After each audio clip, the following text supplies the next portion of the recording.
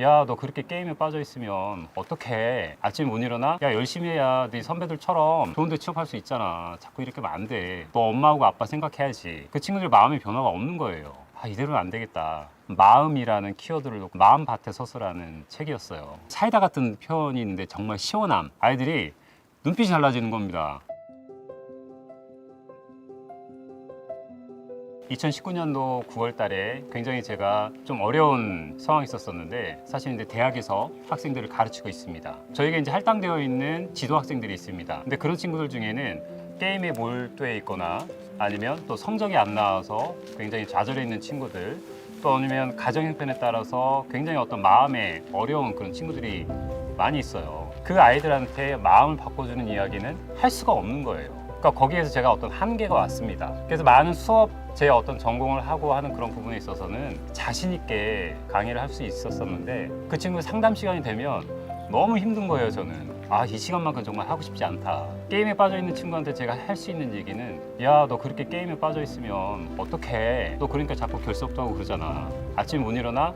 알람 시간 맞춰놓고 이렇게 정확하게 해야지. 야, 열심히 해야 네 선배들처럼 좋은 데 취업할 수 있잖아. 자꾸 이렇게 하면 안 돼. 너 엄마하고 아빠 생각해야지 라고 이야기를 하는데, 그 친구들 마음의 변화가 없는 거예요. 그게 1년, 2년 지나고 하면서 이대로는 안 되겠다. 마음에 관련된 좀 책을 한번 찾아봐야 되겠다. 인터넷 서점에 들어가서 마음이라는 키워드를 놓고 한번 검색을 해봤습니다. 제일 먼저 나온 그 제목이 마음밭에 서서라는 책이었어요. 제목이 너무 좋았습니다. 이걸 한번 좀 읽어보면 아이들에게 좀 마음을 바꾸는 좋은 이야기들을 좀 이렇게 해줄 수 있겠다. 책을 읽다 보니까 너무 좋은 거예요. 이야, 사이다 같은 표현이 있는데 정말 시원함, 감정을 제가 느껴서 이제 아이들한테 조금씩 응용을 하기 시작했어요. 아이들이 눈빛이 달라지는 겁니다. 졸든 아이들이요, 그 마음밭에 있는 몇 가지 이야기들을 제가 이제 전해주니까 자는 아이들이 없는 거예요. 조금 더 한번 더 깊숙이 한번 알아봐야 되겠다 싶어서 그 책 맨 뒤에 보면 또 시리즈들이 있습니다. 나를 끌고 가는 너는 누구냐, 마음을 파는 백화점. 내가 이렇게 한 저자에 대해서 이렇게 책을 시리즈로 한 적은 처음이었어요. 너무 좋더라고요. 아이들한테 이제 조금씩 응용을 하기 시작을 했어요.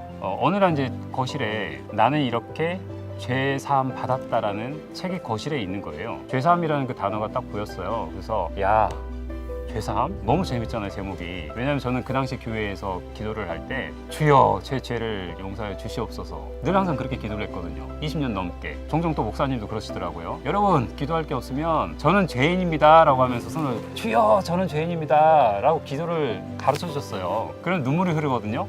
그러면 마치 이제 하나님과 연결이 된 것 듯한 어떤 그 감정에 또 쌓여서, 야, 오늘은 또 신앙이 또 됐네. 근데 그 순간이에요. 그 다음날 또 되면 여전히 또 마음은 또 세상 속에 또 갇혀서 편하지 않고. 근데 이 책을 읽으니까요, 막 빨려 들어가는 거예요. 너무 신기했습니다. 그 책에 나와 있는 말씀 한 구절 한 구절 직접 성경과 대조를 했습니다. 좀 나름대로, 왜냐하면 제가 20년 동안 틀에 박힌 어떤 신앙의 고정관념이 있기 때문에. 내 원죄는 예수님께서 해결하셨지만, 그러니까 자범죄라고 그래요. 내 스스로 짓는 죄는 기도 열심히 하고 그다음에 헌금 열심히 내고 말씀 읽고 그래야만 해결이 된다라는 그 생각이 20년 넘게 이제 박혀 있었다라는 거죠. 쉽게 생각을 좀 바꿀 수가 없었습니다. 그 책에 읽은 내용이 이제 지식적으로는 분명하게 이해가 됐고 분명했지만 아직 이제 마음까지는 내려오지 않았던 거죠. 예수님이 내 죄를 위해서, 그전에는 다 우리라고만 생각했어요. 우리가 그냥 우리가 아니라 나네라는 그 마음으로 내려온 거는, 제가 히브리서 9장 9절에서 17절 말씀을 보고 정확하게 마음으로 내려왔습니다. 제가 논리적인 걸 굉장히 좋아해요. 왜냐하면 제가 직업적으로 사실 늘 그런 일을 하기 때문에 이래서 원인이 이렇고 결과가 이렇다는 게 분명해야 되는데, 제가 그간에 그 성경에 대해서 알았던 거라면 늘 원인만 있었어요. 그 결과를 얻기 위해서 끊임없이 기도해야 되고 말씀 읽고 늘 불편했거든요. 근데 이 결과를 좋게 얻을 거냐 말 거냐는 야, 죽어봐야 알지라는 거죠. 얼마나 답답합니까? 기쁨이 없는 거예요. 야, 이게 정확한 결론이 이 히브리서 9장 9절에서 10절, 19절 말씀 사이에 있구나. 예수님이 내 죄를 위해서 이미 돌아가셨다. 더 중요한 거는 죄와 불법을 더 이상 기억지 않으시겠다라고 말씀을 하시더라고요.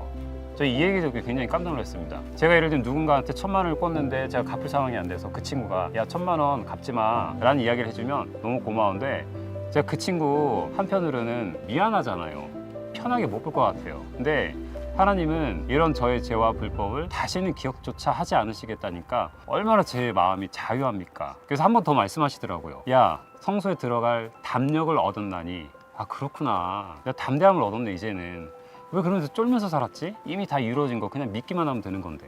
게임하는 친구들한테 제가 그 전에 했었던 이야기는 어떤 시간 관리 그런 부분에서만 얘기를 했더라면 그 책에서는 명확하게 공감을 했습니다. 그래, 누구나 다 게임에 빠질 수 있고 그 게임이 누구는 술이 될 수도 있는 거고 누구는 마약이 될 수도 있는 거고 누구는 예를 들면 야한 동영상을 보는 어떤 그런 일을 즐길 수도 있는 거는 똑같다. 그 사람들의 마음을 한번 봐라 라는 얘기인 거죠. 그래서 보통 사람들이 이야기를 할 때는 그 사람들이 보이는 어떤 표면적인 현상, 어떤 결과에 대해서만 이야기를 했지만 이 책에서는 그래, 결과는 다 나쁘다.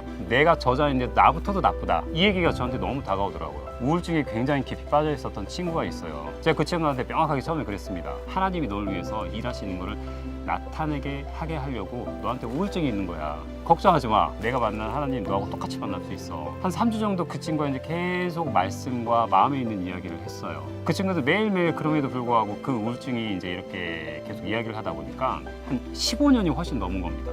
너 나한테 자꾸 죽고 싶다, 자살하고 싶다는 얘기를 하는데 이 말씀만은 정확하게 알고 죽어라. 그 다음부터 죽는다는 얘기 한 번도 안 하는 겁니다. 근데 지금은 그 친구가 굉장히 우울증도 좋아지고 최소한 그 자살이라는 생각만큼은 완전히 들어가게 된 놀라운 변화죠.